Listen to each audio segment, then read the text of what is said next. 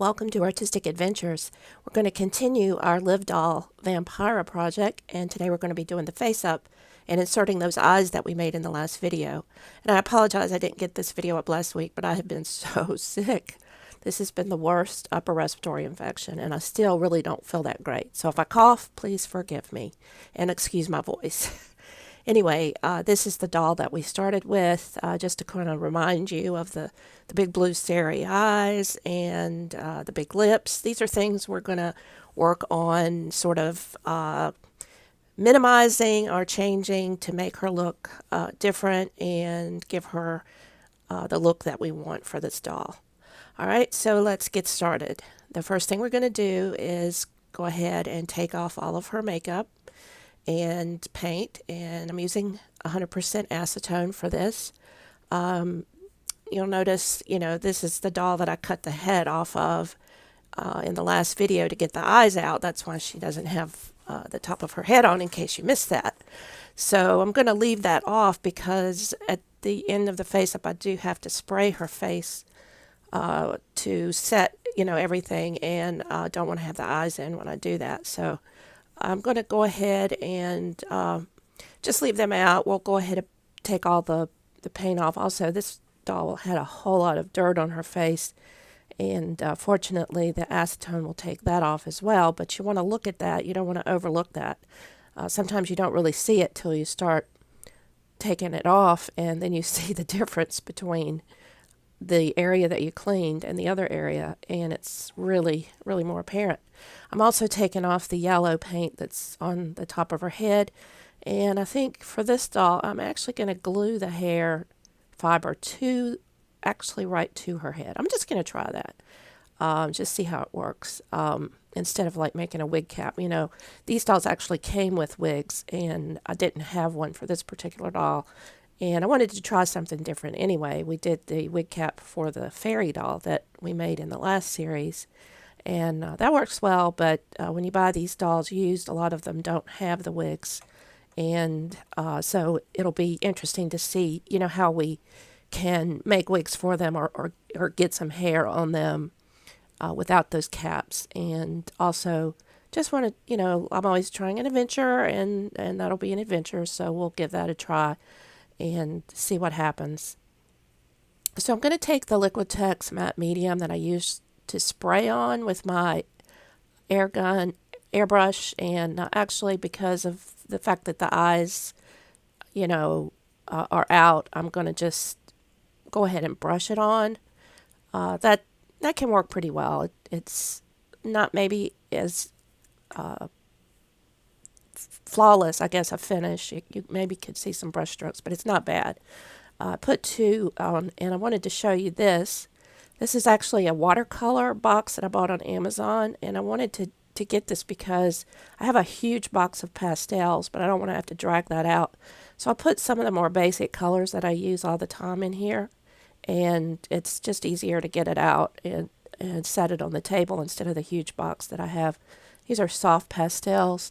And the type that I use are called, I hope I pronounced this, Sennelier, Sennelier.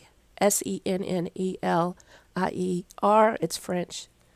And I have a box called the Paris Collection, which really is huge and has a lot of different colors. So after we put the matte medium down, I did put 2 coats and let that dry so it won't come off when we start using our pencils. I'm going to start by putting a crease in her eye with brown pencil, and then I'm using a black pencil to do a little bit of eyeliner, and I'm going to wing it out, as they say in the makeup business.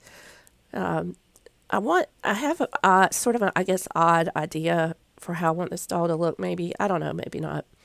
She's going to be a vampire, but I don't want her to be like this sort of cliche evil vampire look, that you see. I want her to be like the type that, she's existing in our society, and she maybe lures people in. Maybe she doesn't drink all their blood. Maybe she just drinks a little of their blood so they don't die.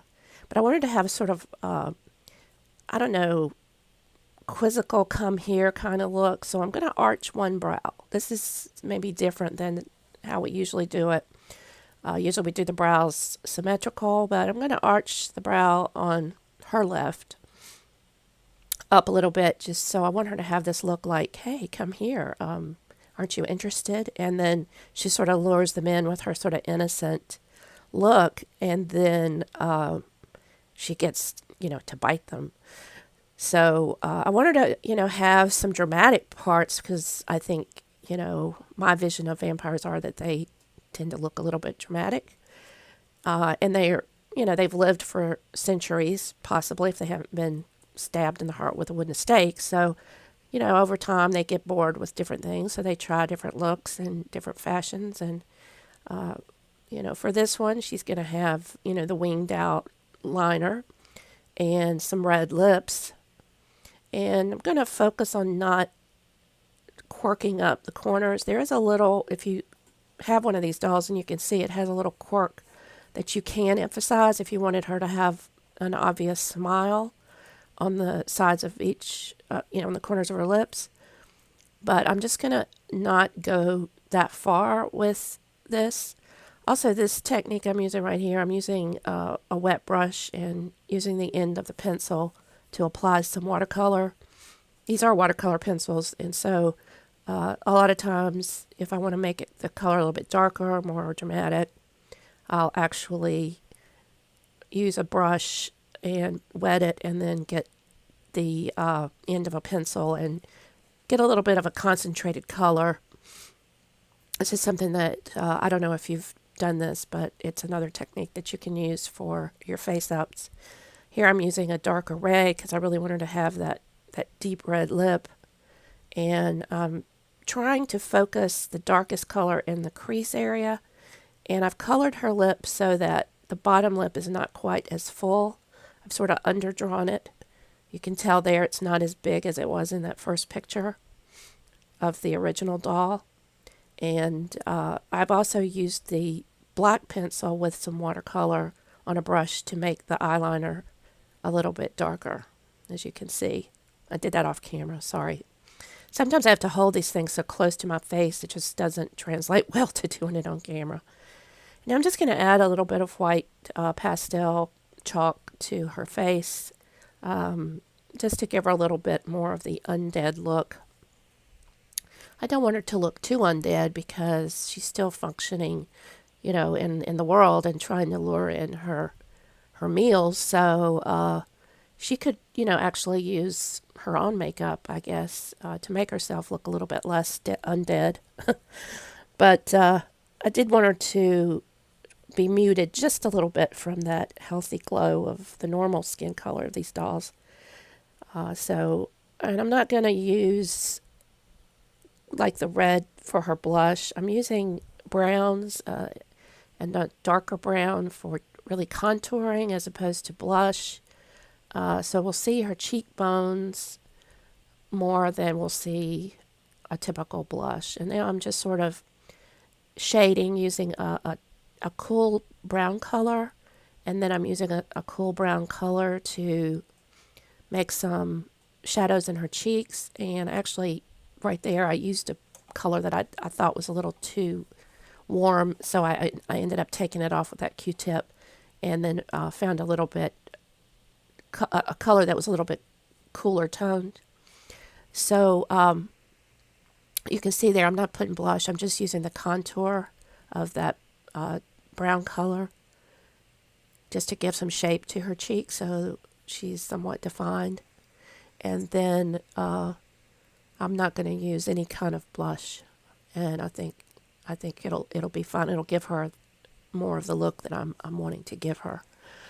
Now I did use a little bit of an iridescent color on her cheeks and on the upper part of her eye for just a little bit of glow, but it's more of an unholy glow, not a blush glow.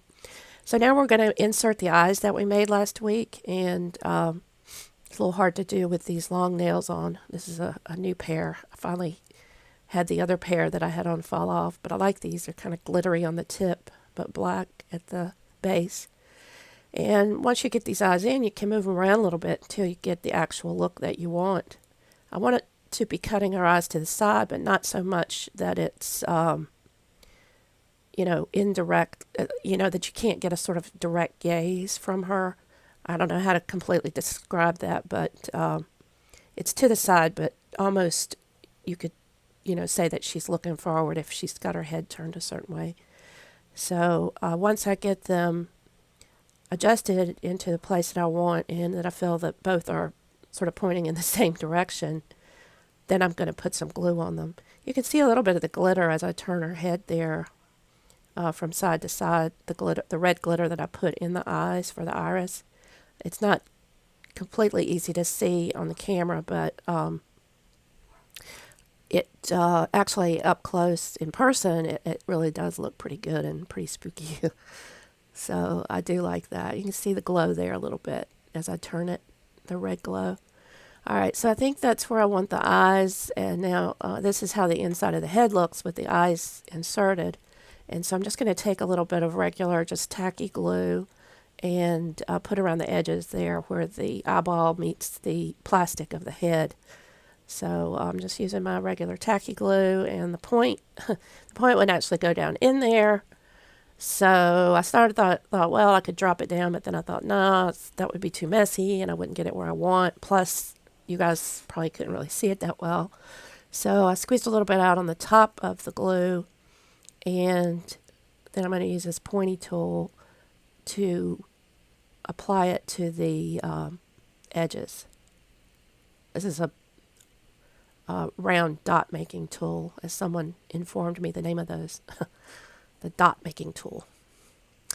So that's how she's looking. I'm really happy with that. I did actually go out before I put the eyes in and spray her face with Mr. Super Clear. So we have a nice matte finish on the face, and the only thing left would be that I will put a little bit of the high gloss varnish from Liquitex on her lips, and it just takes a drop. So I usually put it on a scrap of something that I have, and then just use a small paintbrush and put a couple of coats of that on for a nice glossy shine on the lips. And so here we have our Vampira Doll, the face up. You can't really see the sheen as much on the cheeks and the eyebrow, above the brow, well, under the eyebrow. But I did put a little bit of an iridescent powder under there. It's a little more apparent in person, I guess. But I like this look a lot. I really like these dolls. I think you can do a lot with them if you deal with some of the drawbacks, like the big eyes and the lips and stuff. But they can be very expressive, and I like the way they can tilt their head, and I like the real looking eyes. Oh, I did put eyelashes on her off camera too. I forgot to say. So I'm going to take a little of our E6000. Wow, we haven't used that at all in this video. I can't believe it. So we're going to use it now. We can't not use it in the video. And we'll use that to put her head back on. And we'll let that dry. And I'm not sure if I'll be able to do another video tomorrow. I'm not sure how I'll feel. I feel pretty bad in the mornings, and then I start feeling a little better in the evening. So wanted to go ahead and get this video up. But there's our finished look on the face up. Here's a little bit of a closer view in a still picture. I love the ruby red lips and the quizzical look of, oh, you think I'm a vampire? Well, come closer and check it out. I think that's pretty cool. So, yeah, I like this. I like how it turned out. And just so you could see, here's where we started, the comparison. I had another one of these dolls, so thanks to Jackie for sending me a supply. I really appreciate that, Jackie. I'm going to make good use of them. And you can see here how we've sort of minimized that bottom lip, and also how giving the eye a crease and also cutting them to the side gives her a completely different look. That one didn't have on any blush, the original doll, but you can see the cheekbones in the new doll. So that's where we are so far on the Vampira project. I hope you enjoyed it. I hope my scratchy voice wasn't too annoying. And we'll be moving on to the wig in the next video. Well, actually, the hair, I guess I'll say. So make sure you subscribe so you don't miss a thing. Thanks, and bye.